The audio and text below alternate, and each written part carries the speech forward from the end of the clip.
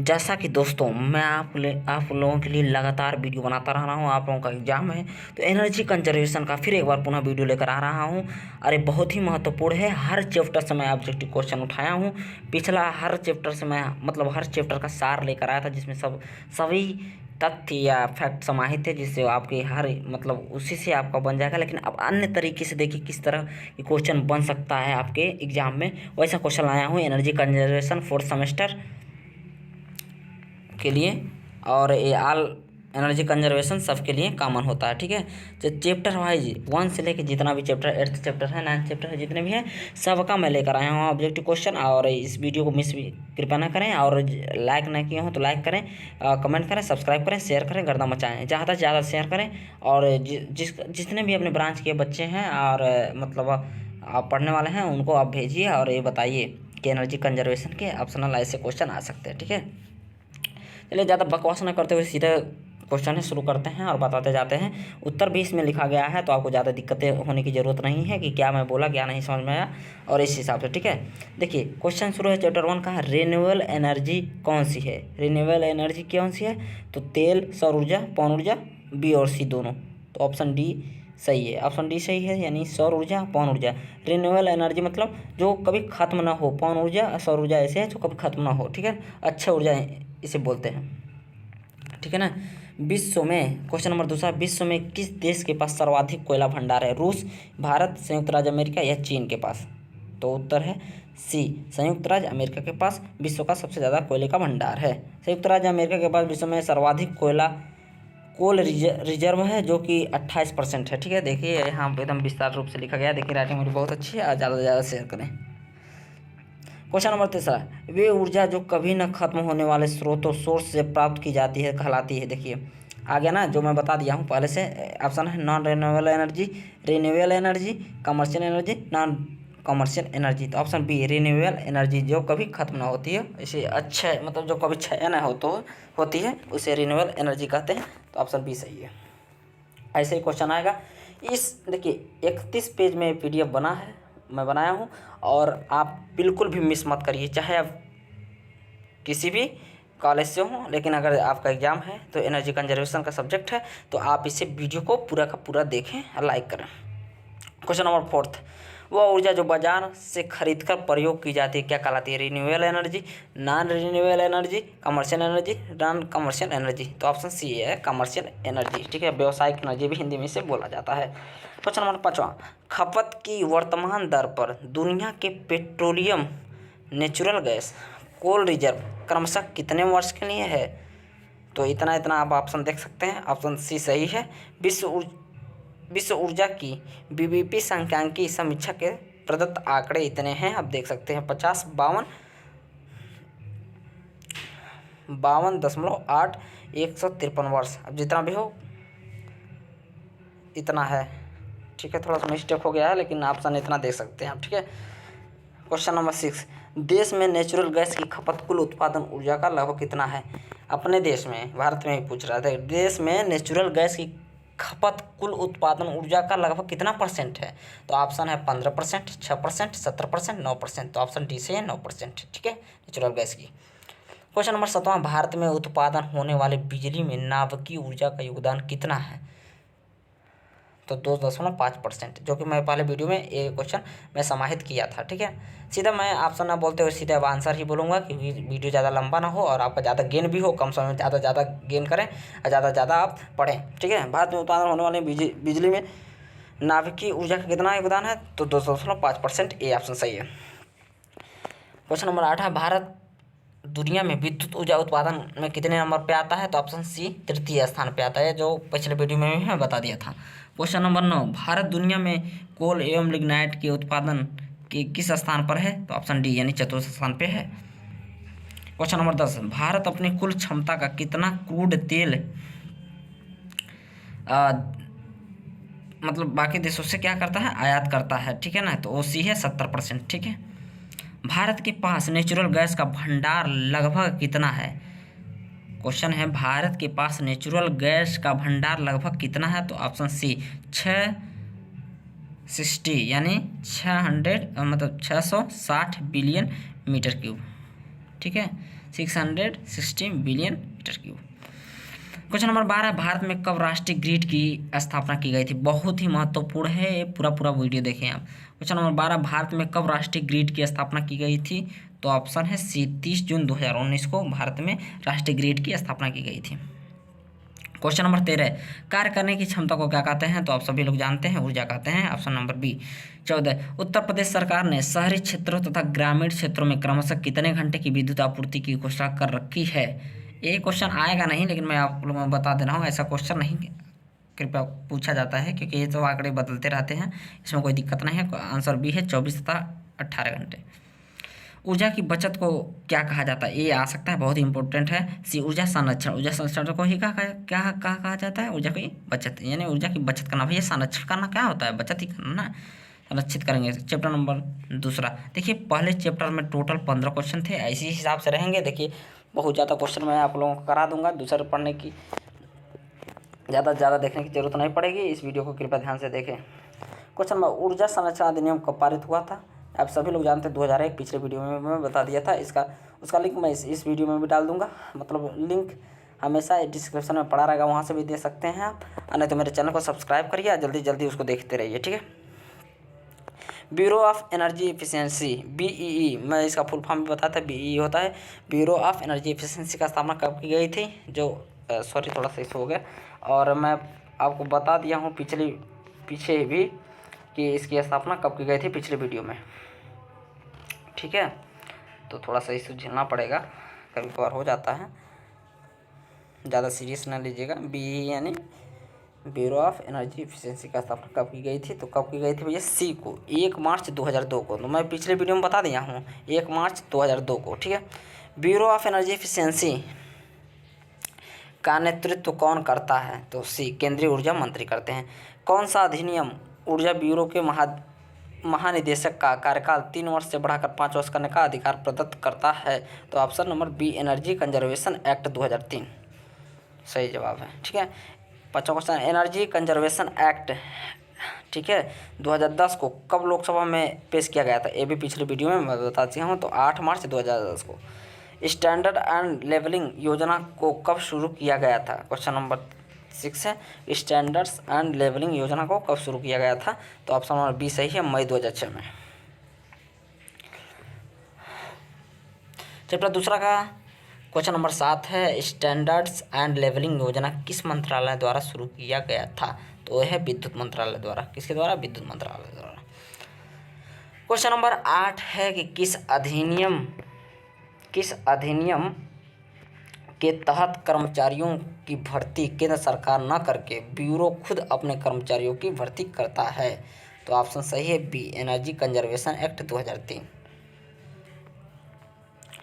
Question नंबर 9 है, ऊर्जा संरक्षण अधिनियम के तहत किए गए अपराध पर लगे जुर्माने और को माफ करने की शक्तियां राज्य विद्युत नियामक आयोग के पास निहित है। तो क्या ये सत्य है कि ये सत्य है? तो सत्य भी आ सकता है, तो ये सत्य है, ठीक है। क्वेश्चन नंबर 10 है, ब्यूरो ऑफ एनर्जी एफिशिएंसी में अधिकतम कितने सदस्य हो सकते हैं? तो ऑप्शन बी सही है, 26। क्वेश्चन 11 है, एनर्जी कंजर्वेशन क्या है? Question 11, energy conservation building code ECBC। देखिए यहाँ फुल फॉर्म बता दे रहा हूँ, पहले वीडियो में बताया था, energy conservation building code ECBC होता है। तैयार करने का अधिकार ब्यूरो ऑफ एनर्जी एफिशिएंसी को प्राप्त है। तो ये है ट्रू है, क्या है? ट्रू है, ये सत्य है। क्वेश्चन नंबर 12, कौन सा अधिनियम राज्य सरकारों को ऊर्जा संरक्षण से संबंधित विभिन्न प्रावधानों को लागू करने का अधिकार देता है? तो क्वेश्चन ऑप्शन नंबर सी सही है, एनर्जी कंजर्वेशन एक्ट 2010। 13, जल्दी क्वेश्चन पढ़ रहा हूँ क्योंकि ज़्यादा लंबा ना खींचूँ वीडियो को, इसलिए। वर्तमान में लेवलिंग के अंदर आने वाले उत्पादक कौन से हैं? तो डी सही है, ये सभी हैं। क्या है? LPG स्टोव है, छत के पंखे हैं, कलर TV।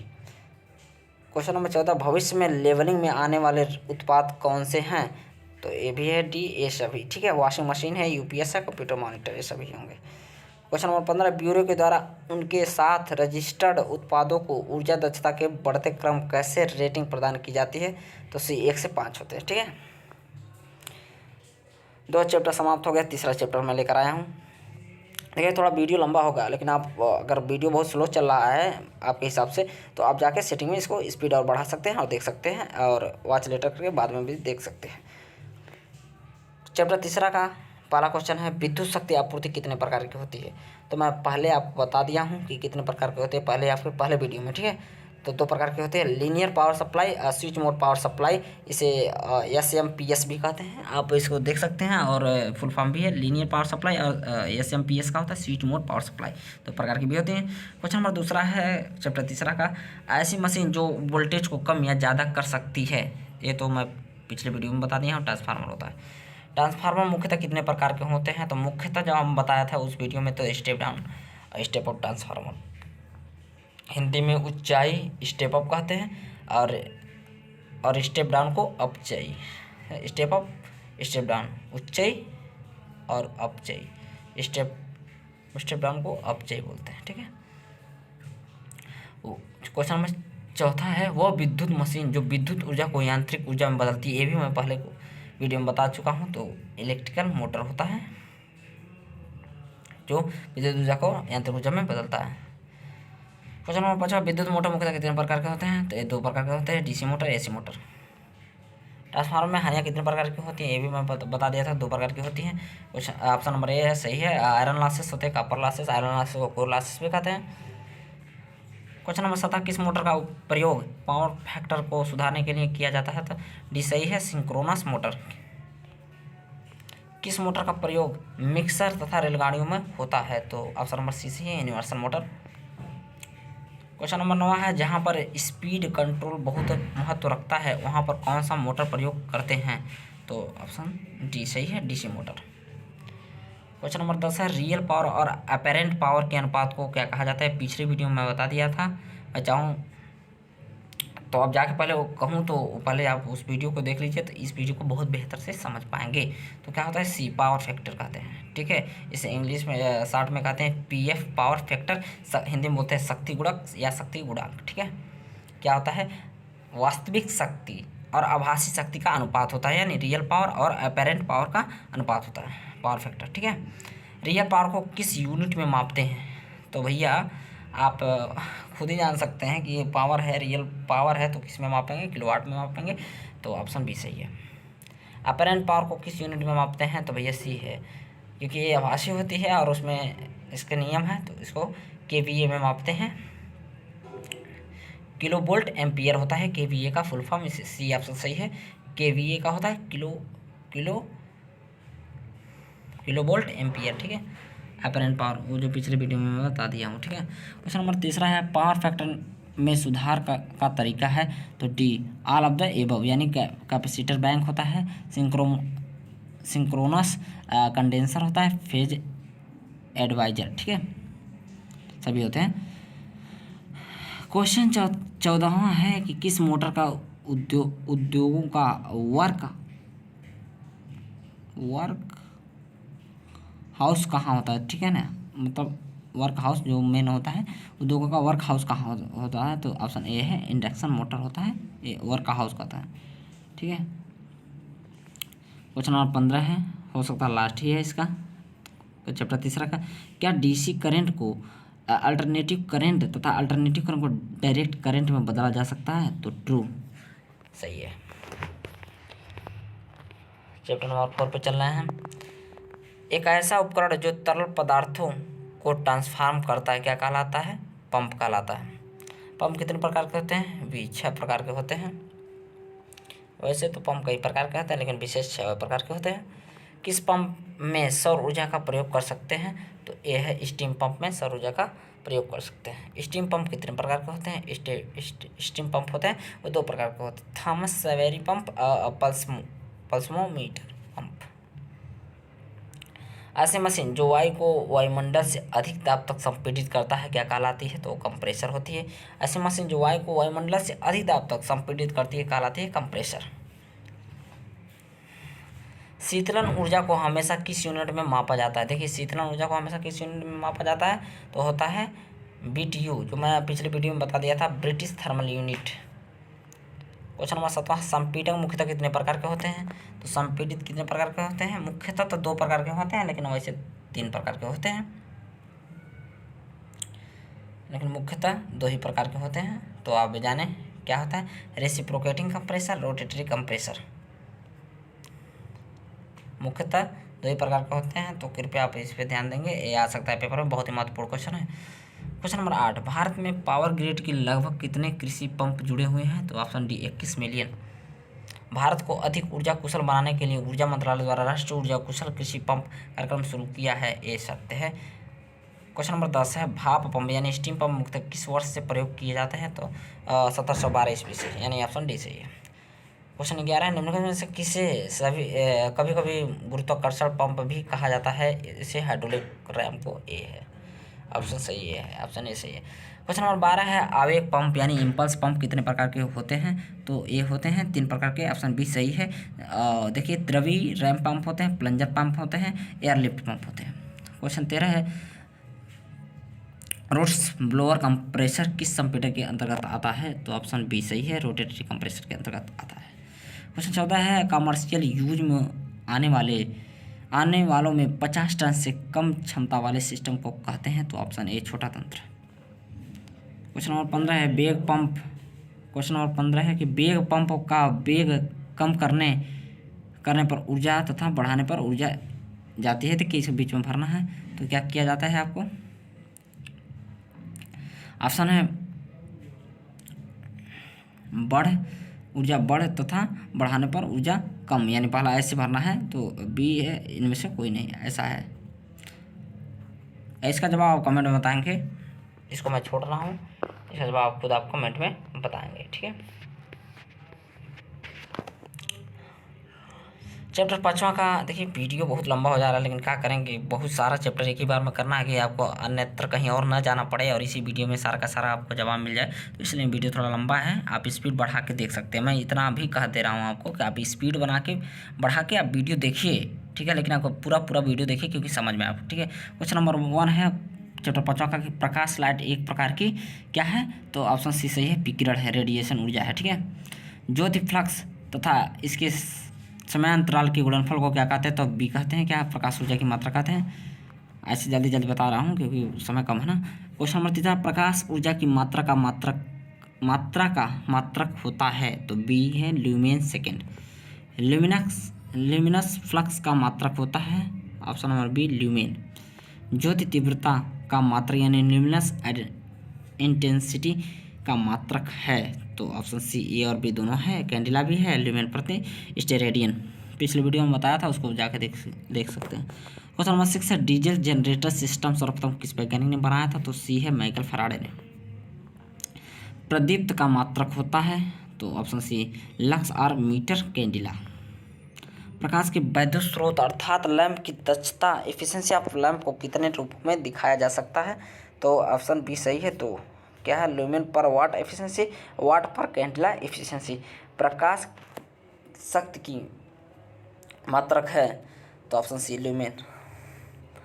प्रकाश स्रोत यानी लाइट सोर्स कितने प्रकार के होते हैं? तो ऑप्शन बी सही है, तो प्रकार के होते हैं, नॉन इलेक्ट्रिकल लाइट सोर्स और क्या होते हैं, electrical light source. Question number 11 है, इनकैंडेसेंट लैंप्स प्रकाश स्रोत के किस प्रकार के अंतर्गत आते हैं? ठीक है, तो किस प्रकार के अंतर्गत आते हैं? तो ए के इलेक्ट्रिकल लाइट सोर्स के अंतर्गत आते हैं। क्वेश्चन नंबर 12, निम्न में से कौन सा विकल्प कैंडिला का प्रसार है? ऑप्शन बी, ल्यूमेन प्रति स्टेरेडियन को कैंडिला का एक प्रसार है और तोड़ने पर रह जाता है, ल्यूमेन प्रति स्टेरेडियन। क्वेश्चन नंबर 13, निम्न में से कौन सा विकल्प लक्स या मीटर कैंडिला का प्रसार है? ऑप्शन बी है, ल्यूमेन प्रति मीटर स्क्वायर। ज्योति तीव्रता का पुराना मात्रक है, ज्योति तीव्रता का पुराना मात्रक है। क्वेश्चन 14 है, ऑप्शन सी सही है, कैंडिल पावर यानी सीपी। क्वेश्चन नंबर 15 यानी आखिरी इस चैप्टर का आखिरी क्वेश्चन है, प्रकाश के सभी स्रोतों में विद्युत के प्रकाश स्रोत सर्वोत्तम है? तो ट्रू है। क्वेश्चन नंबर 6, सीएनजी में थर्मल एनर्जी का मात्रक होता है? तो ऑप्शन बी से 1 कैलोरी। निम्न में से किसमें ऊष्मा का रूपांतरण यांत्रिक ऊर्जा में होता है? निम्न में से किसमें उष्मा का रूपांतरण यांत्रिक ऊर्जा में होता है, तो ऑप्शन डी सही है, उष्मा इंजन में। निम्न में से किसमें यांत्रिक ऊर्जा का रूपांतरण इलेक्ट्रिकल एनर्जी में होता है, तो ऑप्शन सी सही है, यानी तरंग शक्ति। उष्मा अंतरण यानी हीट ट्रांसफर की कितनी विधियां हैं, तो ऑप्शन सी सही है, 3 है। क्या कंडक्शन है, कन्वेंशन है, रेडिएशन है, बचपन से पढ़ते होंगे, यानी चालन संवहन विकिरण, हिंदी में कहते हैं चालन संवहन विकिरण। क्वेश्चन नंबर 5, पानी की विशिष्ट उष्मा होती है, तो ऑप्शन सी सही है, 1 होती है। क्वेश्चन नंबर 6 है, निम्न में से कौन सा बॉयलर फायर ट्यूब बॉयलर है, निम्न में से कौन सा फायर ट्यूब बॉयलर है, तो ऑप्शन है Babcock Wilcox boiler, Stirling boiler, यारवाक क्या है, थॉर्निंग क्रॉफ्ट बॉयलर, और क्या है, कॉर्निश बॉयलर, तो ऑप्शन डी सही है, कॉर्निश बॉयलर। एक कौन सा बॉयलर है, फायर ट्यूब बॉयलर है, कॉर्निश बॉयलर। क्वेश्चन नंबर 7 है कि बर्फ के गलन की गुप्त उष्मा कितनी होती है, तो option C 80 kilo calorie. 1 calorie में कितना जूल होता है, तो ऑप्शन सी है 4.1 जूल। उष्मा का एसआई मात्रक क्या है, तो ऑप्शन सी सही है, जूल। पानी से भाप में परिवर्तन के लिए कितनी उष्मा की आवश्यकता होती है, तो ऑप्शन डी सही है, 539 किलो कैलोरी। क्वेश्चन नंबर 11, निम्न में से कौन सा बॉयलर वाटर ट्यूब बॉयलर है, आपका ऑप्शन में जरूर देखिएगा, ऑप्शन भले आपको सही पता चल जा रहा है लेकिन ऑप्शन देखा जाना चाहिए। लंकासायर बॉयलर है, locomotive boiler, Babcock Wilcox boiler, Cornish boiler, तो ऑप्शन सी से है, बैबकॉक विल्कॉक्स बॉयलर एक वाटर ट्यूब बॉयलर है। एक पाउंड में कितना केजी होता है, तो ऑप्शन सी सही है, 454 बहुत आसान है, 454 केजी।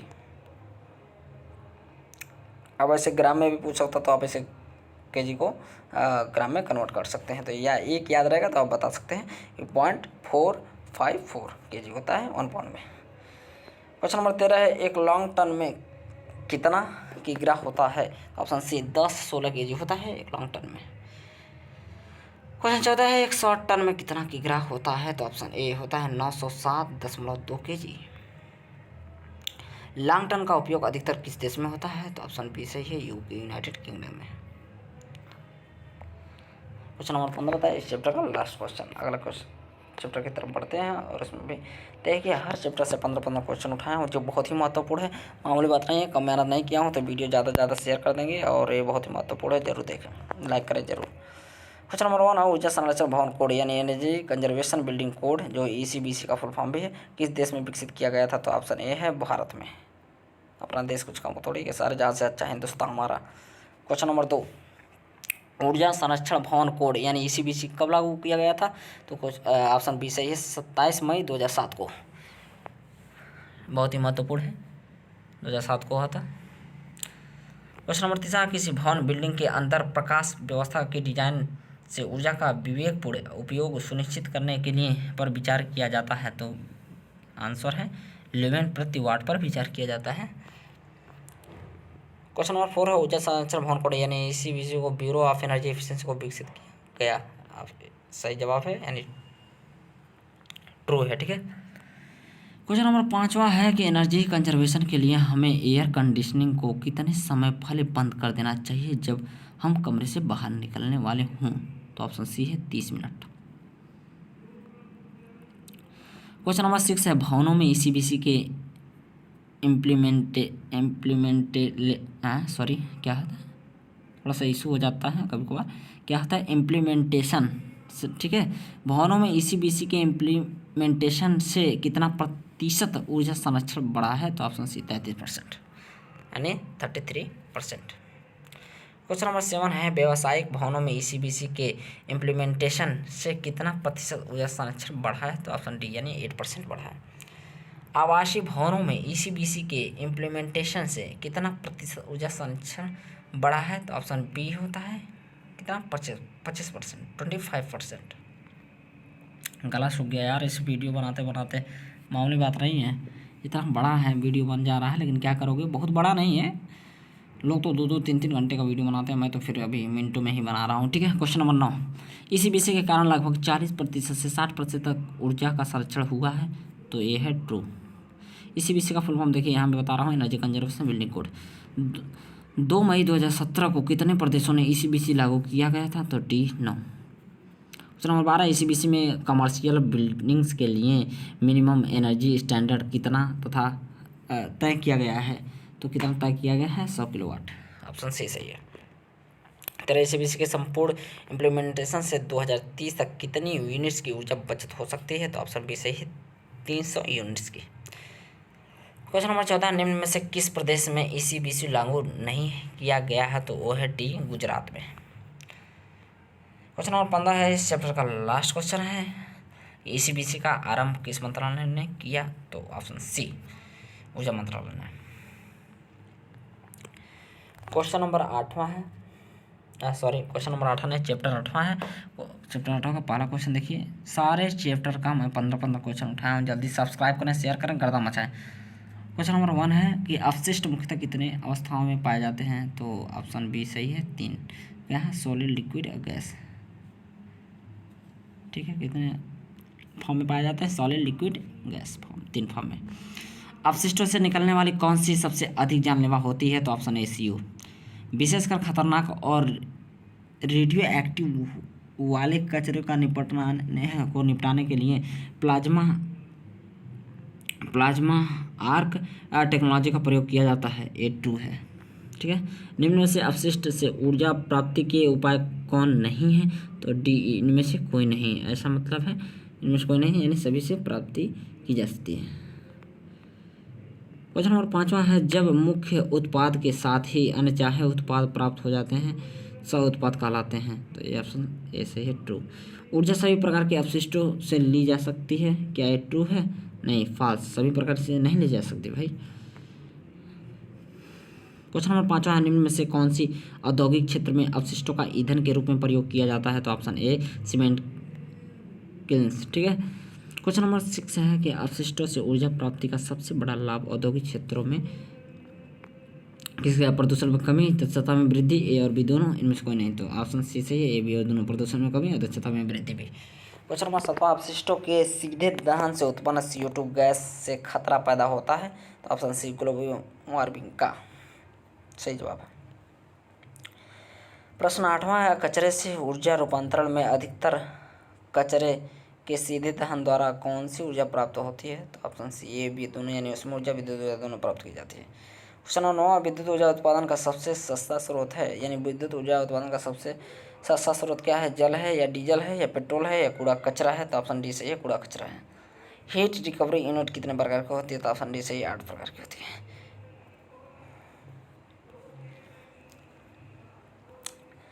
अगले चैप्टर की तरफ बढ़ते हैं। चैप्टर 9 है, भारत में हर साल राष्ट्रीय ऊर्जा संरक्षण दिवस कब मनाया जाता है? भारत में हर साल राष्ट्रीय ऊर्जा संरक्षण दिवस कब मनाया जाता है?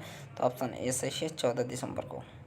भारत में ऊर्जा संरक्षण को बढ़ावा देने के लिए पेट्रोलियम संरक्षण अनुसंधान एसोसिएशन, PCRA, देखिए PCRA के फुल फॉर्म यहाँ आप देख सकते हैं, पेट्रोलियम संरक्षण अनुसंधान एसोसिएशन, यह स्थापना कब की गई थी? तो यहाँ देख सकते हैं, ऑप्शन बी सी है, 1977 में। क्वेश्चन नंबर 3 है, एयर कंडीशन में सबसे बेहतर कूलिंग के लिए थर्मोस्टेट को कितने तापमान पर सेट करना चाहिए? ऑप्शन डी से 24 डिग्री सेल्सियस। क्वेश्चन नंबर 4 है, गीजर में थर्मोस्टेट की सेटिंग 60 डिग्री सेल्सियस से घटाकर कितना करना चाहिए? तो भी 50 डिग्री सेल्सियस। क्वेश्चन नंबर 5, परिवहन यानी ट्रांसपोर्टेशन के क्षेत्र में ऊर्जा संरक्षण के लिए वाहनों की गति लगभग कितनी रखनी चाहिए? तो ऑप्शन सी, 40 से 60 किलोमीटर प्रति आवर। क्वेश्चन नंबर 6 है, जल पंप द्वारा ऊर्जा के संरक्षण के लिए हमें किस प्रकार की पाइपों का प्रयोग करना चाहिए? तो ऑप्शन बी है, PVC की पाइप के। क्वेश्चन नंबर 7 है कि छत में लगे पंखों की तुलना में एग्जॉस्ट फैन को कहाँ स्थापित करना चाहिए? तो ऑप्शन बी, अधिक ऊंचाई पर। क्वेश्चन नंबर 8 है कि फ्रिज के थर्मोस्टेट को ऊर्जा संरक्षण के लिए किस अवस्था में सेट करना चाहिए? तो ऑप्शन सी, मध्यम अवस्था में। क्वेश्चन नंबर 9, ऊर्जा संरक्षण के लिए घरों में किस प्रकार की बल्बों का प्रयोग करना चाहिए? तो option A, LED bulb. LED का फुल फॉर्म होता है लाइट इमिटिंग डायोड। CFL का फुल फॉर्म आप कमेंट में बताएंगे, नहीं तो पिछले वीडियो में मैं बताया था, वहाँ से आप देख के बताइए, लेकिन कमेंट में बताइए CFL का फुल फॉर्म क्या होता है। क्वेश्चन नंबर 10 है, गियर सिस्टम वाले वाहनों के प्रयोग से लगभग कितनी प्रतिशत ऊर्जा का बचत होती है? तो option B, 10%। Question number 11, Bharat में पहली बार कब दूरदर्शन टेलीविजन से पहला रंगीन प्रसारण किया गया था? तो ऑप्शन सी है, 1980 में। क्वेश्चन नंबर 12 है कि ब्लोअर का प्रयोग किस मौसम में करना चाहिए जिससे ऊर्जा का संचय हो सके? तो ऑप्शन सी है, अत्यधिक ठंड में। अत्यधिक ठंड में प्रयोग करना चाहिए ब्लोअर का, जिससे अधिक ऊर्जा का संचय हो सकता है। क्वेश्चन नंबर 13 है कि फ्रिज के थर्मोस्टेट को किस अवस्था में सेट करना चाहिए जिससे ऊर्जा का संचय हो सके, तो ऑप्शन बी यानी मध्यम अवस्था में सेट करना चाहिए। क्वेश्चन नंबर 14 है कि एयर कंडीशनर को निम्नलिखित में से किस स्थिति में रखना चाहिए जिससे ऊर्जा का संचय अधिक हो, तो ऑप्शन ए लो कूल में, लो कूल में तो अधिक ऊर्जा की संचय हो सकता है। क्वेश्चन नंबर 15 है कि किसी फ्रिज की दक्षता कब बढ़ जाती है, तो डी यानी ये सभी होता है जब फ्रिज के दरवाज़ा खुला हो तो उसकी दक्षता घट जाती है, जब फ्रिज के अंदर बर्फ़ जमा हो तभी दक्षता घट जाती है, जब फ्रिज गर्म खाना रखा जाता है तभी उसकी दक्षता घट जाती है। चैप्टर 10 आखिरी चैप्टर दी गई भैया हमको, तो भैया गला वाला सब सूख गया, जल्दी से लाइक करें, सब्सक्राइब करें, चैनल को नहीं किया हूँ तो जल्दी जल्दी कमेंट भी करें और कैसा वीडियो लगा ये कमेंट में बताएं, शेयर करें, बहुत ज़्यादा शेयर करें। हाँ, प्रत्येक बच्चे के पास जाना चाहिए चाहे वो किसी भी क्षेत्र का हो, ठीक है ना। क्वेश्चन नंबर 1 है चैप्टर 10 का, एनर्जी ऑडिट कितने प्रकार के होते हैं, तो ऑप्शन सी सही है, 3 प्रकार के होते हैं। देखिए प्रिलिमिनरी ऑडिट और मिनी ऑडिट और detailed energy audit. Question number 2 है अमीटर किस राशि को मापने में काम आता है, तो ऑप्शन बी सही है, धारा को आप जानते भी होंगे। टेकोमीटर से क्या मापा जाता है, तो ऑप्शन सी जनरेटर की शक्ति मापी जाती है। क्वेश्चन नंबर 4 है सामर्थ्य गुणता किस यंत्र से मापा जाता है, तो ऑप्शन सी ऑसिलोस्कोप से। क्वेश्चन नंबर 5वां है कि लाइट मेजरमेंट के लिए किस डिवाइस का प्रयोग किया जाता है, तो ऑप्शन बी सही है, इंटेंसिटी मीटर। क्वेश्चन नंबर 6 है कि साइक्रोमीटर से किस राशि को मापा जाता है, ऑप्शन है तापमान, ह्यूमिडिटी यानी आर्द्रता, प्रेशर या शाफ्ट के चक्कर, तो ऑप्शन बी सही है, ह्यूमिडिटी। क्वेश्चन नंबर 7 है एनीमोमीटर से किस राशि को मापते हैं, एनीमोमीटर से किस राशि का मापन किया जाता है, तो ऑप्शन सी हवा की गति को। क्वेश्चन 8 है गैसों को मापने के लिए किस डिवाइस का प्रयोग किया जाता है, तो ऑप्शन सही है B ferrite meter, ferrite kit होता है, ठीक है। गैसों को मापने के लिए किस डिवाइस का प्रयोग किया जाता है, तो फेराइट किट का। क्वेश्चन नंबर 9 है प्रेशर मेजरमेंट के लिए किस डिवाइस का प्रयोग किया जाता है, तो option D all of the above, यानी आप देख सकते हैं manometer, pitot tube, gauge meter, इन सभी से प्रेशर का मेजरमेंट किया जाता है। क्वेश्चन 10 है लीकेज का पता लगाने के लिए किस डिवाइस का प्रयोग किया जाता है, तो ऑप्शन डी सही है, अल्ट्रासोनिक डिटेक्टर। लीकेज का पता लगाने के लिए किस डिवाइस का प्रयोग किया जाता है, अल्ट्रासोनिक डिटेक्टर। क्वेश्चन नंबर 11 भट्टी की गर्म सतहों का तापमान मापने के लिए किस डिवाइस का प्रयोग किया जाता है, तो option D infrared thermometer. Question number 12 है पिटोट ट्यूब का प्रयोग किसे मापने के लिए किया जाता है, जो कि आप पिछली बार पढ़ चुके हैं, तो यानी अभी पिछले क्वेश्चन में पढ़े हैं, तो ऑप्शन बी से नलिका के अंदर वायु का वेग मापने में, ठीक है। क्या है, नलिका के अंदर वायु का वेग मापने में इसका प्रयोग किया जाता है पिटोट ट्यूब का। क्वेश्चन नंबर 13 है कंबस्शन एनालाइजर का प्रयोग करते हैं किसका मापने में, तो भट्टियों की दहन क्षमता, बालू की दहन क्षमता, जीवाश्म ईंधन, ये सभी, तो ऑप्शन डी है ये सभी, यानी भट्टियों का दहन क्षमता भी, बालू की दहन की क्षमता में भी और जीवाश्म ईंधन की दहन क्षमता भी इसे मापते हैं कंबस्शन एनालाइज करते हैं इसके माध्यम से। Question number 14 fuel efficiency monitor को किसे मापने के लिए प्रयोग करते हैं, तो ऑप्शन डी सही है ये सभी, यानी फ्लू गैस के ऑक्सीजन को भी, फ्लू गैस का तापमान भी और बल्ब के अंदर हवा की मात्रा भी। इस चैप्टर का यार इस वीडियो का आखिरी क्वेश्चन है कि प्रकाश की तीव्रता मापने में किस डिवाइस का प्रयोग किया जाता है, तो ऑप्शन सी है लक्स मीटर का। प्रकाश की तीव्रता किसके द्वारा मापा जाता है, तो लक्स मीटर के द्वारा मापा जाता है। इस वीडियो को ज़्यादा से ज़्यादा प्लीज़ शेयर करें, लाइक करें, कमेंट करें, बताएं वीडियो कैसा लगा और आपकी तैयारी कैसी चल रही है ये भी बताएं और मेरे पिछले वीडियो भी देखें। चैनल पर नया हो सब्सक्राइब करें, शेयर करें। धन्यवाद।